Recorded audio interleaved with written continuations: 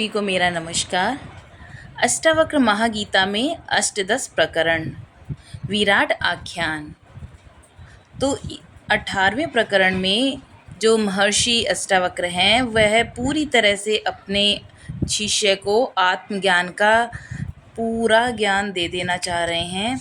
और महर्षि अष्टावक्र ऐसी स्थिति नहीं आने देना चाहते कि जो उपाधि है वो उपलब्धि से अभिमान आ जाए या किसी गांठ में चला जाए।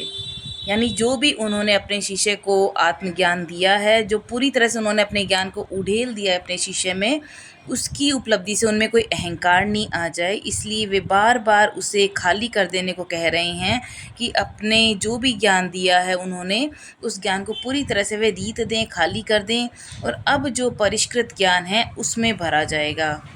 और इसके पश्चात कुछ भी नहीं, परिष्कृत ज्ञान देने के बाद कुछ भी नहीं रह जाएगा। और दोनों जो गुरु शिष्य हैं वह सम हो जाएंगे, क्योंकि दोनों को ही बहुत उच्च कोटि का, उच्च स्तर का जो है आत्मज्ञान आत्मलब्ध हो गए हैं। और अब कुछ भी कहना सुनना जो है शेष नहीं रह जाएगा, क्योंकि अब अभेद के पार जाने की तैयारी शुरू हो चुकी है। तो जो महात्मा स्वरूप हैं वह पूरी तरह से निर्विकल्प होकर पूर्ण विश्राम में स्थित हो जाते हैं। और उसके लिए अब कहाँ मोह, कहाँ जगत की इच्छा, और कहाँ जगत से मुक्ति रह जाती है। वह आत्मज्ञान में बहुत ही कुटस्थ हो जाते हैं। तो यहाँ पर विश्राम जो है वो श्रम के पश्चात अनिवार्य है, क्योंकि संसारी जब श्रम करता है तो थकान का अनुभव करने लगता है और वह विश्राम करता है, परंतु उसका तो सब कुछ यह क्षणिक होता है। तो अष्टावक्र यहाँ बता रहे हैं कि विश्राम भी, क्योंकि उनके द्वंद्व बहुत हैं, तो जब विश्राम कर रहा था तब भी द्वंद्वग्रस्त था, और प्राप्य अप्राप्य की विचार किरणों की भांति जो है अज्ञानी को काटते रहते हैं। कुछ अभावों का ध्यान उसे सताता रहता है कि उसका ये काम पूरा नहीं हुआ, ये काम पूरा नहीं हुआ। उसकी पूर्ति के उपाय वह सोचे चले जाता है, और ऐसे झंझटों में उसको विश्राम प्राप्त ही नहीं होता। और जिन चिंताओं ने उसको पकड़ के रखा है वे छूटती नहीं, तो विश्राम कैसा। तो यहाँ पर महर्षि अष्टावक्र कह रहे हैं कि जब तक सर्व सुख संपन्न न हो जाएं तब तक वह ठहरता ही नहीं है। कितने भी कष्ट भोगने पड़े पर प्राप्त तो करके ही रहना है। जो श्रम से न मिले वह छल प्रपंच से, कूट कर्मों से प्राप्त करने की कुटिल योजनाएं बनाता रहता है। फिर कहाँ विश्राम मिलेगा, कहाँ मन चालायमन है, यहाँ कैसा ठहराव है, यह उसे पता ही नहीं चलता। इसलिए महर्षि अष्टावक्र कहते हैं कि जो पूर्ण विश्राम में स्थित हो गया, अर्थात निर्विकल्प हो गया, उसे न जगत का मोह, न कि कोई बंधन, न मुक्ति, किसी की भी इच्छा नहीं रहती। वह आत्मज्ञान में आनंद स्वरूप है। जिस भी मनुष्य ने इस जगत को जानकर यह निश्चय कर लिया है कि कल्पना मात्र है ये जगत और कुछ भी नहीं है, वह वासना मुक्त होकर करे तो करे क्या। वह तो संसार को देखता हुआ भी नहीं देखता है, वह हर विकार से मुक्त है। तो माया से जो आच्छादित ये जगत जैसा दिखाई देता है वैसा है नहीं। यहाँ पर चारों ओर माया के फंदे हैं जो व्यक्ति को भ्रम में डाल देते हैं, ठीक उस मरुस्थलीय मृग की भांति जो जल की खोज में भटकता फिरता है। तो ऐसे अज्ञानी भी बहुत मिलते हैं जो अल्प ज्ञान प्राप्त करके यह तो जान जाते हैं कि ये जगत मिथ्या है, इसके वैभव भी मिथ्या हैं, सारे भौतिक सुख साधन सारे के सारे झूठे हैं। फिर भी जो क्षणिक विषय सुखों की चाहना में वे इस मोह माया से मुक्त नहीं होते हैं, उसकी धारणा है कि जीवन इसी का नाम है, और इसी भ्रम में रहकर नाना प्रकार के कष्ट उठाता है कि मनुष्य जीवन जीना उसकी मनुष्य की विवशता है और इससे मुक्त हुआ ही नहीं जा सकता। यह अभाव है ज्ञान और सत्य को स्वीकार न करने की इच्छा शक्ति। तो आत्मज्ञानी जो है वह भाव और अभाव को नहीं सताते, उसको अभाव भाव का कोई सताना नहीं होता आत्मज्ञानी को, क्योंकि वह दृढ़ इच्छा शक्ति से जो है जगत के जितने भी मिथ्या तत्व हैं उसको निश्चयपूर्वक स्वीकार कर लेता है कि ये सब झूठे हैं, और सब वासनाओं से रहित होकर निष्काम योगी वह बन जाता है। और अब उसके लिए कुछ भी करणीय नहीं है, वह देखता हुआ भी कुछ भी नहीं देखता। यही फ़र्क है आत्मज्ञानी और एक अज्ञानी में। तो जिसने परम ब्रह्मा को स्वयं में देख लिया वह निश्चय कर चुका है कि वही ब्रह्मा है, उसके लिए कहीं कोई द्वैत नहीं रहता। इसके लिए वह किसका चिंतन करे, और उसके लिए स्वचिंतन ही अभिष्ट है। यानी जो स्वयं में ही पर ब्रह्मा को देखता है, परमात्मा को देखता है, वह किसी और द्वैत में नहीं रहता, वह किसी चीज़ का चिंतन नहीं करता, वह स्वचिंतन को ही अभिष्ट मानता है। जो दृष्टा होकर आत्मदृष्ट हो गया वह ब्रह्मामय हो गया। वह अब स्वयं में ब्रह्मा का दर्शन करते हैं और निश्चय हो जाते हैं कि जो वह अवलोकित हो रहा है वह सब उसके ही निज प्रकाश से है, और जहाँ पर कुछ भी द्वय नहीं है, कुछ भी दूसरा नहीं है। जो भी दिखता है वह स्वयं दिखता है, यह पूर्ण ज्ञान है। इसके पश्चात किसी और ज्ञान की आवश्यकता ही नहीं रह जाती। अब वह चिंता मुक्त हो गया है। चिंतन किसका करे, जब कोई दूसरा है ही नहीं तो उसके लिए स्वचिंतन ही है, वह उसी में रमा रहता है। जबकि इसके विपरीत जो अज्ञानी व्यक्ति है वह द्वैत के दर्शन करता है। उसके चिंतन के अनेक विषय और कारण होते हैं। जो विषय भोगों की आकांक्षा उसे दिन रात उलझाए रहती है, वह चिंताग्रस्त हो जाता है, विकल्पों के आश्रय हो जाता है। और यदि कोई अलौकिक भय उसको सताता भी है तो देवी देवताओं की शरण में चला जाता है।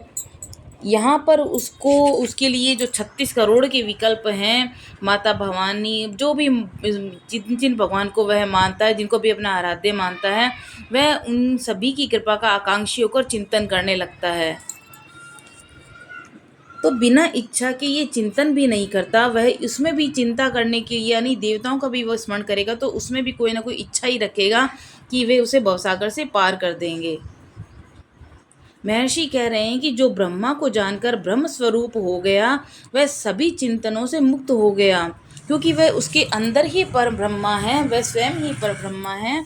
तो उसने अपने अंदर ही ब्रह्मा को जान लिया है, क्योंकि उसकी दृष्टि में कहीं द्वैत रहा ही नहीं। इसलिए आत्मज्ञानी इन सब चीज़ों चिंताओं से परे है। तो महर्षि कह रहे हैं कि धैर्यवान जो सत्पुरुष है इस संसार में रहता हुआ भी इससे निर्लेप रहता है। वह न तो अपनी समाधि देखता है, न किसी विक्षेप को देखता है, न किसी प्रकार के बंधन को देखता है। आत्मलब्ध होते ही तत्वज्ञानी संसार से मुक्त हो जाता है, उसे संसार के सभी विषयों से विरक्ति हो जाती है। अब वह धैर्य धारण कर लेता है, सहज हो जाता है। क्या हुआ, क्या हो रहा है, क्या होगा, इन सब से उसका कोई लेना देना नहीं। वह तो आत्म स्थित होकर मात्र दृष्टा बना रहता है। इन कर्मों के फलों में न तो उसके लिए रस है न आसक्ति है। वह जो कर रहा है दिखता है, वह सहज संपादित है। उसके कर्मों में प्रयास नहीं होता, वह सब कुछ सहज रहता है। वह धीर पुरुष संसार में है, व्यवहाररत है, पर उसका अंतःकरण भौतिकता से बिल्कुल अस्पर्श है। भौतिक जगत उसको स्पर्श भी नहीं कर पाता। तो अज्ञानी है वह शरीर, वो जो संसारी को यदि छोटा सा भी पद प्राप्त हो जाए तो उसमें सबसे पहले अभिमान आता है। वह पद क्षमताओं के अनुसार कार्य नहीं करता। राजपद मिल गया तो बहुत ही अकर्मण्य हो जाता है। अब वह कोई कार्य क्यों करे, सेवक है ना, धन संपत्ति है तो काम क्यों करना। वह अब अकर्मण्यता की स्थिति में है, घोर अज्ञानता है। कर्म रहित जीवन के कोई मायने नहीं होते। चोरों से लेकर ब्रह्मा तक कर्मरत हैं। जीवन के लिए कर्म आवश्यक है। आत्मज्ञानी तो परम पद को प्राप्त होता है, फिर भी कर्म का महत्व जानता है। वह कर्म करता है पर किसी फल की प्रत्याशा या इच्छा नहीं करता। यही कारण है कि वह संलिप्त नहीं होता। वह सहज भाव से निष्प्रयास और निरपेक्ष होकर कर्मरत होता है, और इसका चिंतन उसके नियंत्रण में है। तो न कामना करता है, न विषय रस करता है। उसे जीवन के प्रति कर्तव्य दायित्वों का निर्वहन मात्र करना है। वह कर्मरत है लेकिन कर्म आसक्त नहीं है।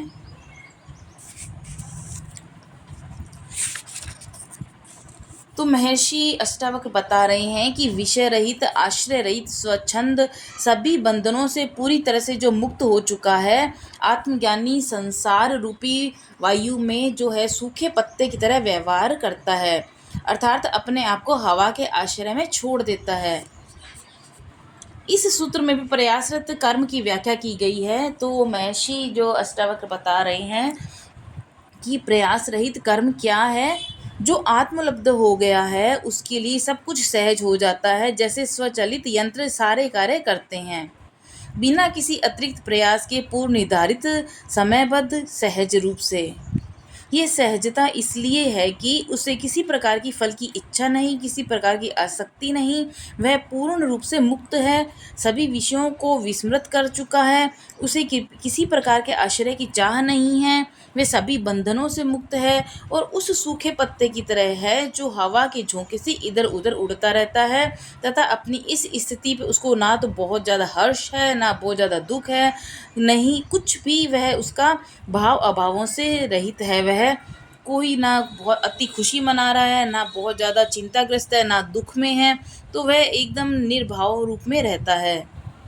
महर्षि कहते हैं कि जो आत्मलब्ध हो गया है वह निराश्रय, निरपेक्ष और निर्लिप्त है। और जो संसार रहित हो गया उसे न कभी हर्ष होता है, न कोई विषाद होता है। वह सदैव ही शीतल चित्त होकर देह में होते हुए भी विदेह की तरह विराजता है।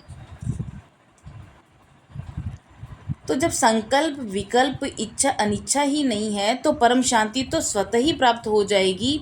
पीड़ा तो तभी होती है जब कोई घाव या रोग हो। जिस शीतल मना चित्त में आत्मा का वास होता है उस धीर पुरुष को न किसी को त्यागने की इच्छा होती है, न ग्रहण करने की। वह आशा निराशा से परे होता है। तो त्याग ग्रहण का भाव जो है संसारी को विकल बनाए रहता है। वह इस द्वंद में ही फंसा रहता है कि किस चीज़ को त्यागे, किस चीज़ को ग्रहण करे।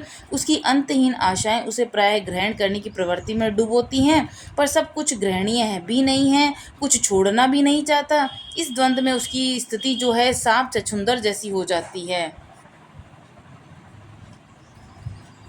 तो जो ऐसा संसारी अज्ञानी न त्याग सकता है, न ग्रहण कर सकता है, ऐसी स्थिति में उसे शांति कैसे प्राप्त होगी। इसके विपरीत जो आत्मज्ञानी है वह जगत के मोह से स्वयं को दूर करके शीतलता को प्राप्त करता है। वह बिल्कुल प्रशांत हो जाता है, फिर उसके सभी संकल्प विकल्प मिट जाते हैं। वह इच्छा रहित होकर सुख में स्थित हो जाता है।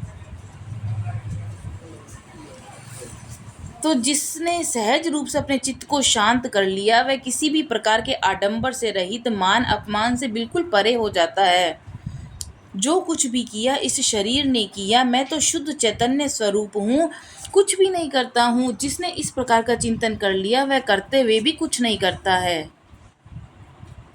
तो यहाँ पर महर्षि अष्टावक्र अपने शिष्य राजर्षि राजा जनक को बता रहे हैं कि कर्म जो है वह संसार का धर्म है, कर्म जीवन की बाध्यता है। कर्म के बिना गति नहीं होती। पर कर्म की जो दो भिन्न दशाएं हैं, एक जो कर्म है वह भौतिक सुखों की प्राप्ति की इच्छा से किया जाता है, जबकि दूसरे में वह सहजता और इच्छा रहित होता है। जो देहदास होते हैं उनके लिए कर्म का न तो कोई नियम है, न समय है, न अवधि है, न बाध्यता है।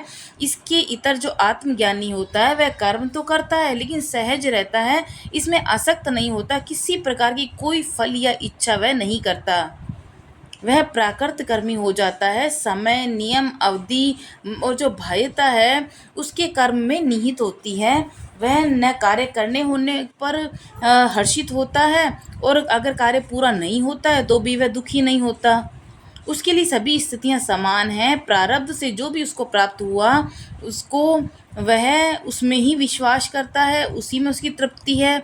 वह न तो कभी पर्याप्त या अपर्याप्त पर विचार करता है, यहाँ तक कि जो भी कर्म हो रहे हैं उनका कर्ता भी वह स्वयं को नहीं मानता। पर करता नहीं है, वह अपने शुद्ध चैतन्य स्वरूप में स्थित होकर कहता है कि मैंने तो कुछ भी नहीं किया, जो कुछ किया इस शरीर ने किया। दंड या पुरस्कार भी इस शरीर को ही सुख दुख देते हैं। कर्म में अनासक्त जो शुद्ध बोधात्मा है वह कर्म से श्रेयहीन है। तो जीवन मुक्त जो तत्वज्ञानी है यदि यह कह भी दे कि मैं करता हूँ तो भी वह मूर्ख नहीं कहा जा सकता, क्योंकि वह करता तो है पर करता फिर भी नहीं है, क्योंकि वह अपने सांसारिक कर्म जो है वह सहजता से करता है, किसी चाहना या इच्छा या फल के लिए नहीं करता, और वह सुख संपन्नता से शोभायमान होता है। तत्वज्ञानी को इन कर्मों के फलों की बिल्कुल इच्छा नहीं होती। जो भी प्रारब्ध से प्राप्त उसको होता है उसी में प्रसन्न है, सुख संपन्नता से भरा है। तो जो पूरी तरह से सभी विचारों से मुक्त होकर परम शांति को प्राप्त करता है, ऐसा धैर्यवान तत्वज्ञानी न तो कल्पना करता है, न जानता है, न सुनता है, न देखता है, वह सदा निष्क्रिय है। यहाँ पर महर्षि अष्टावक्र बता रहे हैं कि जो विचार है वह सांसारिक धर्म है। संसार है तो विचार हैं, भांति भांति के विचार हैं, सुख दुख लाभ हानि के विचार हैं, कृत अकृत के विचार हैं। यह जो विचार श्रृंखला है ये व्यक्ति को द्वंद्वग्रस्त करती है और वह किसी भी क्षण शांत नहीं रह सकता। उसे अनेक संकल्प विकल्प घेरे रहते हैं, चिंताओं का अंबार लगा रहता है, तभी तो विचारग्रस्त है। आत्मज्ञानी है वह निर्विकल्प निर्द्वंद होकर परम शांत हो जाता है। वह सर्वत्र आत्म को ही व्याप्त देखता है। तो यहाँ पर जो है विचारों को आत्मज्ञानी के चित्त में कोई स्थान नहीं है। वह न तो किसी प्रकार की कल्पना करता है, न जानता है, न सुनता है, न देखता है। वह पूर्ण रूप से निष्क्रिय है, तभी तो परम शांत और सुखी रहता है। तो इच्छाएं हैं वह संसारी को सताती हैं, अनेक अंतहीन कभी तृप्त न होने वाली, जो व्यक्ति को विक्षिप्त कर देती है। धनार्जन सुखार्जन आदि के लिए वह जीवन भर जुटा रहता है, परंतु कभी तृप्त नहीं होता। और जब संसारी व्यक्ति थक जाता है, बिल्कुल एकदम असहाय हो जाता है, तब उसको लगता है कि उसने तो जीवन ही व्यर्थ गंवा दिया। फिर वह मोक्ष की अभिलाषा करने लगता है और समाधि और ध्यान का आश्रय लेता है। परंतु क्या इससे वह सुखी हो जाता है? कदापि नहीं, क्योंकि अभिलाषा तो अभी भी उसके मन में है। जब तक वह सब कुछ रिक्त करके आत्म तत्व को प्राप्त नहीं कर लेगा, तब तक उसके लिए सब कुछ व्यर्थ है। जबकि आत्मज्ञानी है वह मिथ्या जगत को कल्पना मानकर निश्चयी होकर सभी अभिलाषाओं से मुक्त हो जाता है। उसे न कोई जिज्ञासा होती है, न ही कोई मोक्ष की इच्छा होती है। तो जो अपने चित्त में अहंकार के भाव रखता है वह कुछ न भी करे तो भी कर्मरत ही माना जाता है। जबकि तत्वज्ञानी है वह अहंकार रहित है और कर्मरत होते हुए भी निष्कर्म होता है। महर्षि अष्टावक्र बता रहे हैं कि अहंकारग्रस्त जो व्यक्ति है वह सबसे ज़्यादा हीन होता है, क्योंकि वह भ्रमों में भ्रांतियों में विक्षेपों से भरा हुआ होता है। वह धन संपन्न है तो धन का अहंकार उसे इस भ्रम में रखता है कि वह एकमात्र वही सबसे ज़्यादा श्रेष्ठ है, और वह इस भ्रांति से ग्रस्त है कि उसके पास धन है तो सब कुछ वह कर सकता है, उसे कुछ करने की आवश्यकता नहीं, सेवकों के आश्रय हो जाता है।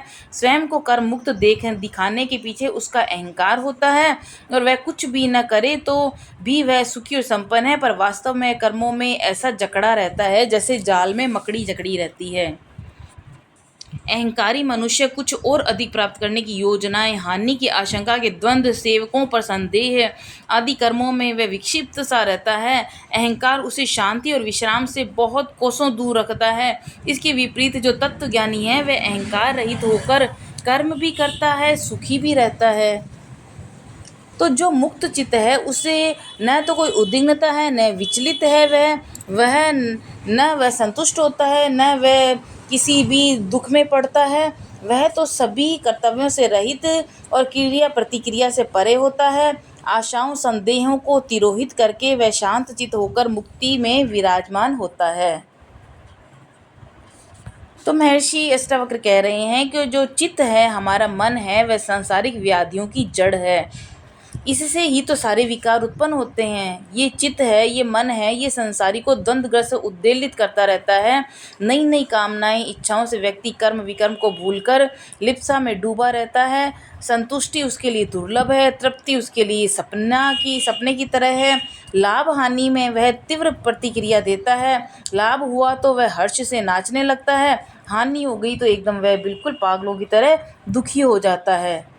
शांति की कामना करता हुआ नित्य अशांत रहता है। आत्मज्ञानी का चित्त जो है वह पूरी तरह से शांत होता है और उसमें किसी भी प्रकार का विकार नहीं होता। आशा संदेह से परे वह शांत चित्त होकर मुक्ति से शोभायमान होता है। तो यहाँ पर महर्षि अष्टावक्र ज्ञानी अज्ञानी और तत्वज्ञानी के बीच में जो कर्म सिद्धि का वर्णन कर रहे हैं, वे इसको कर चुके हैं कि अज्ञानी के सभी कर्म इच्छाओं, आशाओं और संदेहों के साथ होते हैं। वह लाभ, हानि, सुख, दुख आदि का विचार करके कर्मरत रहता है। उसकी चेष्टाएं स्वार्थ सिद्धि के लिए होती है। इसके विपरीत जो आत्मज्ञानी होता है वह कर्म तो करता है पर किसी निमित्त या आशा से नहीं करता, किसी फल की इच्छा से नहीं करता। वह कभी भी विचार कर चेष्टावान नहीं होता, बिना किसी फल की इच्छा के सहज कर्मों को संपादित करता है और सर्वदा सुखी रहता है। तो अज्ञानी जो है, अज्ञानी को उपदेश सुनने की जिज्ञासा बहुत होती है, वह सुनता भी है पर उससे कभी यथार्थ ज्ञान नहीं होता। मोह माया ही उसके तारनहार हैं, भौतिक सुख ही इसके जीवन का सार है। अधिक हुआ तो वह उपदेशों से समाधि व्यवहार का लेकर मुक्ति की प्रत्याशा करता है। यानी बहुत अधिक धन आ गया, बहुत ज़्यादा वो तृप्त हो गया, संतुष्ट हो गया, तब वह सोचता है कि अब मैं मुक्ति पर चला जाऊँ, मुक्ति के पथ पर चला जाऊँ, फिर उसकी कामना करने लगता है। पर इन आचरणों से उसे और भी द्वंद्व प्राप्त होता है। जबकि तत्वज्ञानी है इसके बिल्कुल विपरीत होता है। वह व्यवहार भले ही अज्ञानी जैसा करता हो पर वैसा नहीं होता जैसा दिखाई देता है, क्योंकि वह यथार्थ को जानता है। अतः उसमें किसी भी प्रकार का संदेह, संकोच, चेष्टाएं नहीं होती। वह कर्म करता हुआ भी निष्कर्म है। संसार में लिप्त जो अज्ञानी हैं वह प्रयासों को महत्व देते हैं। कुछ प्राप्त करना हो या छोड़ना हो, उस सभी में वे उनको प्रयास करना पड़ता है। इसके लिए वे अभ्यास करते हैं, योजनाएं बनाते हैं, परंतु इनसे कुछ लाभ तो होता नहीं और वह अंतहीन तृप्ति का शिकार होते रहते हैं। जबकि इसके बिल्कुल विपरीत जो आत्मज्ञानी है वह किसी भी प्रयास या अभ्यास की उसको आवश्यकता ही नहीं होती, क्योंकि वह तो सहज कर्म कर रहा है, निरायास कर रहा है, किसी भी कर्म में संलिप्त नहीं है। वह चित्त को विकारों से मुक्त रखकर आत्म में स्थित है और सर्वदा सुखी है। तो जो अज्ञानी है वह अभ्यासों को महत्व देता है। वह शुद्ध, बुद्ध, प्रिय, प्रपंच रहित, पूर्ण और निरामय आत्मा को कभी नहीं जान सकता। महर्षि इस सूत्र में अभ्यास को निरर्थक और महत्वहीन कह रहे हैं। इसकी बारंबारता से स्पष्ट कर देना चाह रहे हैं। वे शिष्य को अभ्यास मुक्त होने और निश्चय करने का लक्ष्य लिए बैठे हैं। ये अभ्यास मुक्त होना है, अर्थात चेष्टा विहीन हो जाना है। चेष्टाएं नहीं होंगी तो आसक्ति नहीं होगी। जबकि अज्ञानी है वह अभ्यासों पर आश्रित होता है। उसे लगता है कि वह अभ्यास करेगा तो प्रवीण हो जाएगा, एकदम निपुण हो जाएगा। प्रवीणता का अर्थ है वह अपनी इच्छाओं, कामनाओं की पूर्ति में दक्षता प्राप्त कर लेगा और वह सब कुछ विस्मृत करके अभ्यासों में ही जुटा रहता है। उसे कभी भी आत्मा के विशुद्ध, निरपेक्ष, निरप्रपंच और पूर्ण निरामय रूप का बोध ही नहीं होता। क्योंकि बात अभ्यास की हो रही है तो महर्षि इस सूत्र में अभ्यास के कर्मों का वर्णन कर रहे हैं कि जो तप, योग, साधना, समाधि आदि जो अज्ञान जनित अभ्यास कर्म हैं, जिनके बारे में अज्ञानी को भ्रांति है कि इन सब से वह मुक्ति को प्राप्त कर लेगा, अज्ञानी नहीं जान पाता कि अभ्यास कर्मों में भी वासना, इच्छा छिपी हुई है। वह इस सत्य से कभी प्रज्ञ नहीं हो पाता कि आत्म तत्व का ज्ञान ही एकमात्र मुक्ति है। कि जब तक वह खुद को नहीं पहचान लेगा, अपने आत्म तत्व को नहीं पहचान लेगा, तब तक उसकी मुक्ति संभव नहीं है। चाहे वह कितना ही तप, योग, साधना, समाधि कर ले, उसको आत्मज्ञान को, उसको आत्म तत्व को पहचानना, आत्म का ज्ञान लेना बहुत ज़्यादा ज़रूरी है। वह अभ्यासों से मुक्त होने का प्रयास करता है, लेकिन बोधि तो मात्र तत्वज्ञान के निश्चय से ही मुक्त हो जाता है। तो विवेकहीन जो व्यक्ति है कि जो उसकी इच्छा है ब्रह्मा होने की तो है, लेकिन वह कभी उसे प्राप्त नहीं कर पाता। जबकि तत्वज्ञानी है वह इच्छा नहीं रखते हुए भी सरल भाव से ब्रह्म स्वरूप को प्राप्त कर लेता है। अज्ञानी व्यक्ति समझता है कि ब्रह्मा तो कोई देवता है जो कि तप, साधना, भक्ति आदि से प्रसन्न होकर मुझे दर्शन दे देंगे, मुझे मुक्ति का वरदान दे देंगे, जबकि वह स्वयं ब्रह्मांश है। वह व्यक्ति अपने स्वयं भीतर जो ब्रह्म बैठा हुआ है, ब्रह्म का अंश है, वह स्वयं उनको पहचान नहीं पाता। वह अपने विचारों में जो ब्रह्म को किसी देवता मान करके उन्हें तप, साधना, अपनी भक्ति से, अपनी पूजा पाठ से, उससे उनको प्रसन्न करके जो दर्शन लेकर के मुक्ति का वरदान पाना चाहता है, वह इसमें फंसा रह जाता है। और अपने भीतर बैठे ब्रह्म के अंश को वह नहीं पहचान पाता। आत्मज्ञानी है वह ब्रह्म होने की चाह ही नहीं करता, क्योंकि वह अपने आप को ब्रह्म होने का निश्चय कर चुका है। तो इस संसार का जो पोषण है वह विवेकहीन पुरुष अपने निराधार जो तर्क हैं, पूर्वाग्रह हैं, खिन्नता है, व्यग्रता के द्वारा करते हैं। जबकि इस अनर्थ संसार का नाश सदैव ज्ञानी पुरुषों द्वारा ही किया जाता है।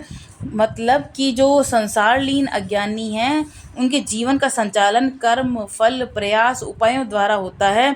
इन विवेकहीन पुरुषों को भौतिक सुखों में गहन रुचि होती है। लाभ हानि इनके निराधार तर्क हैं, सुख दुख इनके पूर्वाग्रह हैं, इच्छाएं इन्हें खिन्न रखती हैं, विषय वासनाएं व्यग्र कर देती हैं। पर इनका दृष्टिकोण यही है कि संसार में कर्म करते रहो, सुखों को भोगते रहो। माया रचित संसार इन्हीं मूढ़ों के द्वारा वैभव को प्राप्त करता है। संसार में मूढ़ ही अपने अपने स्वार्थों के आधार पर नए नए संसार रच लेते हैं, और एक तत्वज्ञानी ये होता है वह अपने ज्ञान से जो मायावत संसार के जाल को छिन्न भिन्न करके इससे मिथ्या सिद्ध कर देता है। तो अज्ञानी व्यक्ति जिन उपायों, प्रयासों, अभ्यासों से शांति प्राप्त करना चाहता है उनसे उसे कभी शांति नहीं मिल सकती। आत्मज्ञानी तत्व को जानकर निश्चय करके परम शांति को प्राप्त कर लेता है। तो महर्षि अष्टावक्र कह रहे हैं कि संसार लिप्त अज्ञानी जब तक इंद्रियां सशक्त रहती हैं तब तक घोर श्रम छल प्रपंच से, भोग विलासों से के आकंठ में डूबा रहेगा। विषयों से उसको कभी तृप्ति नहीं होगी। यह और करता वह अशक्तता को प्राप्त होता जाता है। या तो वह ऊब जाता है, ये थक जाता है और बिल्कुल वह एकदम असहाय हो जाता है और उन रसों को भूल जाता है जिसे उसे जीवन भर भोगा है। अब ऊब गया तो उसको प्रायश्चित की अग्नि में जलता है। तो अब वह मुक्ति चाहता है, तो मुक्ति मिले कैसे? तो अज्ञानी है वह मुक्ति के लिए योग, साधना, अभ्यास जैसे सांसारिक मार्ग पर चल पड़ता है। पर ये शांति के नहीं, विचलन के ही मार्ग हैं। अधीरता, व्यग्रता, भोग की स्मृतियाँ उसे कहीं शांत होने ही नहीं देती। यह तो तत्वज्ञानी है जो भौतिकता को मिथ्या जानकर जो निश्चय करते ही परम शांत हो जाता है। जो अज्ञानी है वह अपने चर्म चक्षुओं द्वारा आत्मा को देखने का प्रयास करता है, उसे कभी आत्मदर्शन नहीं हो सकते, क्योंकि संसार बड़ा मुग्ध करने वाला है, नेत्रों को सुख प्रदान करने वाला है। अज्ञानी संसार के लुभावने दृश्यों और पदार्थों को देखता है, भोगता है। वह भ्रांत होता है कि तप, योग आदि से वह इन्हीं चर्म चक्षुओं से देवता रूपी आत्मा का भी दर्शन कर लेगा। जबकि दिव्य का दर्शन करने के लिए उनको दिव्य को देखने के लिए दिव्य दृष्टि चाहिए, और जिसे आत्मदृष्टि कहते हैं। आत्मज्ञानी ही आत्मदृष्टा होता है, तभी वह निराकार निरपेक्ष आत्मा के दर्शन कर पाता है। भौतिक पदार्थों में सुख प्राप्त करने वाला बड़ा विचित्र जीव है। एक और वह विषय वासनाओं में अकंठ डूबकर क्षणिक सुखों में लीन हो जाता है, दूसरी तरफ मुक्ति की चिंता सताती है। वह गुरु ज्ञानियों की शरण में चला जाता है, जहाँ उसे चित्त को वश में करने के उपाय बताए जाते हैं। तब तक वह चित्त को वश में करने के नाना उपाय करने लगता है, ध्यान लगाता है, तप करता है, उपवास करता है, अन्य कठोर कई अभ्यास करके बलपूर्वक चित्त को वश में करने के उपाय करता है। लेकिन चित्त तो बड़ा हठी है, स्वच्छंद है, कुटिल है। वह ऐसे अभ्यासों से तनिक भी भय नहीं खाता, बल्कि और वेग से वह पीड़ित करता है। उसके निरोध का एकमात्र अचूक निश्चेतक तत्व ज्ञान का भाव है। आत्मज्ञानी को कोई प्रयास न करके सहज में ही तत्व ज्ञान का निश्चय करके चित्तवृत्ति को सर्वदा के लिए सुप्त कर देता है। आत्मज्ञानी है वह अपने तत्व ज्ञान के द्वारा इस सहज भाव से इस ज्ञान को प्राप्त करके इन सब चीज़ों से मुक्त हो जाता है।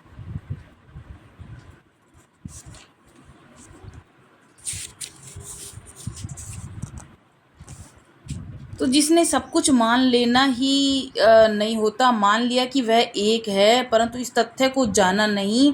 मानना और जानना दोनों अलग अलग बातें हैं, विवर्तन है। कि राह में जैसे रस्सी पड़ी है और उसे मन में सांप मान लिया, पर ये जानने का प्रयास नहीं किया कि ये रस्सी है। तो मानने के सीमित कारण और कारक होते हैं, पर जानना व्यापक है। किसी ने कह दिया कि तुम ब्रह्मा हो, अहम ब्रह्मास्मि का नाद कर दिया, यह नहीं जाना कि ब्रह्मा हो कैसे। ब्रह्मा होने के निश्चय के पश्चात तुम्हारी दशा क्या होगी। चाह लेना अलग बात है, प्राप्त कर लेना अलग है। यह तो सब मानते हैं कि समुद्र बहुत गहरा है, पर जानता वही है जो इसमें उतरा है कि कितना गहरा है।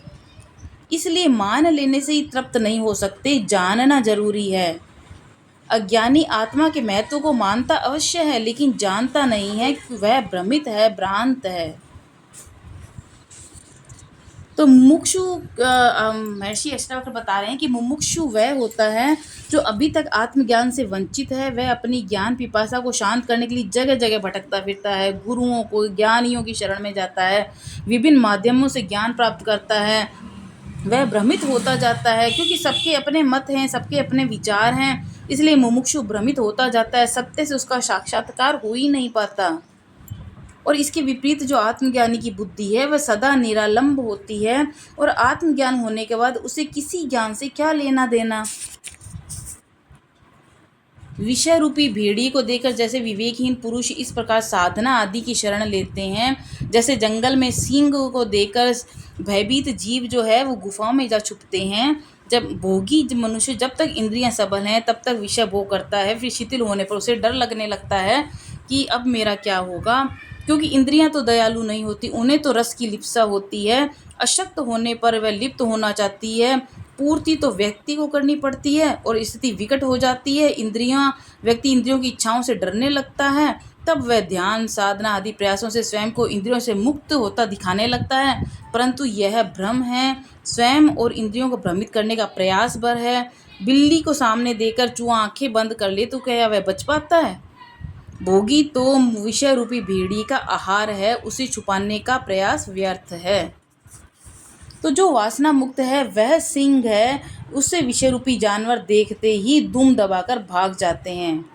यानी आत्मज्ञानी है वो बिल्कुल विकार रहित वासना मुक्त होता है। वह उस शेर की तरह होता है कि जिसके सामने कोई भी विकार आ जाए, चाहे सांसारिक भौतिक मोह माया कुछ भी आ जाए, ये सारे विषय रूपी जानवर है उसको देखते ही भाग जाते हैं। तो विषयों का जो सरल शिकार विकारग्रस्त व्यक्ति होता है, यानी ये जो सारी चीज़ें हैं जो भौतिक संसार से जुड़ी हुई चीज़ें हैं, विषय रूपी जो जानवर होते हैं, ये विकारग्रस्त व्यक्ति को ज़्यादा शिकार करते हैं। उनका विषयी पदार्थों को देखकर अज्ञानी ही बहुत ज़्यादा खुश हो जाएगा। विषय तो जाल लेकर आते हैं और अज्ञानी को फंसा लेते हैं, जबकि तत्वज्ञानी को देखकर वे अपना जाल समेटकर भाग लेते हैं। अज्ञानी नहीं जानता कि विषय के विषैले नखों से उसके चित्त में जो विषय उतरता है, जो विष उतरता है, उस विषाग्नि की को और बढ़ा देता है। इसी अज्ञान के कारण वह विषयों से प्रियता रखता है, और आत्मज्ञानी विषय रूपी जो व्याघ्र होता है उसके दांत नख सब अपने तेज से वह नष्ट कर देता है। यानी आत्मज्ञानी इन संसार रूपी जो जानवर हैं, जो भी विषय भोग वाली वस्तुएं हैं, इन सब से खुद को दूर रखता है, तो और कोई इनको स्पर्श भी नहीं कर पाती। तो तत्वज्ञानी है, वह निशंक है, निर्द्वंद है, इसलिए वह मुक्ति के लिए कोई अभ्यास कर्म नहीं करता। वह तो अपने सभी ज्ञानेंद्रियों से व्यवहार करता हुआ पर उससे निर्लिप्त होकर परम सुख में स्थित रहता है। तो जिसे परम सत्य का श्रवण मात्र में ज्ञान हो जाता है, ऐसा तत्वज्ञानी अविकल और शुद्ध बुद्ध होकर आचार अनाचार उदासीनता की ओर देखता भी नहीं है। क्योंकि आत्मज्ञान ही परम ज्ञान है, इसके पश्चात कोई ज्ञान नहीं है। जिसे यह परम ज्ञान प्राप्त हो गया, उसे अन्य किसी ज्ञानाश्रय से क्या लेना देना। आत्मज्ञान होते ही उसके सभी भाव अभाव संकल्प विकल्प तिरोहित हो जाते हैं, चित्त शांति में स्थित हो जाता है। वास्तविकता का साक्षात्कार ऐसा ही प्रभावी है कि इसे लब्ध होते ही उसकी दशा अलौकिक हो जाती है। फिर उसे किसी विषय व्याकुल कोई भी विषय व्याकुल नहीं कर सकता। तो आत्मज्ञान व्यक्ति न आचार का विचार करता है, न अनाचार का करता है। उदासीनता उसके समीप ही नहीं फटक सकती। वह कर्म में लिप्त होते हुए बिना अपने जो कर्तव्य का निर्वहन करता रहता है। किसी भी अन्य आग्रह से उसका चित्त व्याकुल नहीं होता, और वह निद्वंद भाव से सुखी रहता है। क्योंकि आत्मज्ञानी है ना, वह उस शिशुवत होता है, उस अबोध शिशु बच्चे की तरह होता है, जैसे जिसे अपने देही कर्म प्राकृत रूप से सहज करता है। जो अपने सारे काम वह प्राकृत रूप से करता है। किसी प्रकार का कोई उसमें आग्रह नहीं करता। वैसे ही आत्मज्ञानी भी जैसा भी शुभ अशुभ कर्म आ पड़े वह सहज रहता है। तो नवजात जो अबोध शिशु है कोई इच्छा आग्रह चेष्टा नहीं करता। वह प्रारब्ध प्रद जो भी सुख दुख को भोगता है, चुपचाप अपने देही कर्मों का सहज संपादन करता है। अच्छे बुरे में उसकी कोई रुचि नहीं होती, उसे कोई ज्ञान है। यही स्थिति आत्मज्ञानी की होती है। वह भी चेष्टाहीन होता है, उसमें भी आग्रह का चिन्ह नहीं होता। वह इच्छा मुक्त होता है, वह स्वयं कुछ नहीं करता, कर्मरत है पर कर्तव्य निर्वहन के लिए। सुख या दुख आत्मज्ञानी व्यक्ति को प्रारब्ध से मिलते हैं। वह न उसमें रस की अनुभूति करता है न अरस की।